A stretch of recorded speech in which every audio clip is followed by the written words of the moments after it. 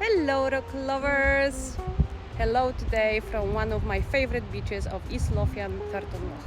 I really love this beach because the shingle is mud for miles and the selection of different pebbles is just crazy. The main reason why I like it so much because you can find here so many Carboniferous fossils, and I will show you which one I found today. So around 340 million years ago, this place wasn't cold or windy like today. It was covered by warm, shallow seas.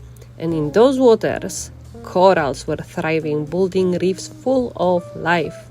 What you see in these rocks are the remains, ancient coral fossils, often called Dunbar marble. And over a million of years, those reefs were buried, compressed, and turned into stone. And now they are reappeared along the coastline for us to find. So every step here, you're literally walking over prehistoric ocean floor. So these corals were early types like rugose and tabulate corals, some growing as single horn corals or other forming whole colonies. And they build a reef-like ecosystem packed with marine life. Over time, their skeletons piled up layer by layer, eventually forming limestone, what we now call the Dunbar marble. If you look closely, you can still see their patterns, little circles and honeycomb shapes frozen in stone. I also find crinoids, often called sea lilies, which were actually animals anchored to the seafloor. Their long stems and feathery arms filtered food from the water, and today you mostly find them as little disc-shaped fossils scattered through the rock.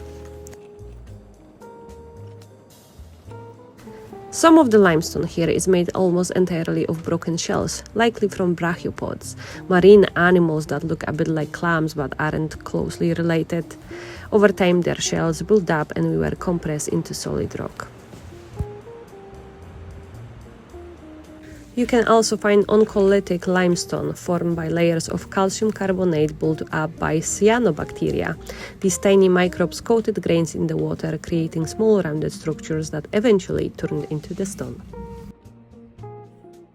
In the past, I found here other fossils as well, such as stromatolites, algal mats, and fish remains, and sometimes stigmaria and other bits. But it really depends. If you're here after a storm, obviously you have a better chance to find the unusual pieces. Nevertheless, this is really one of my favorite places in Scotland, so I really recommend it for you to come over and see it for yourself. Thanks for watching and see you in the next episode. Take care!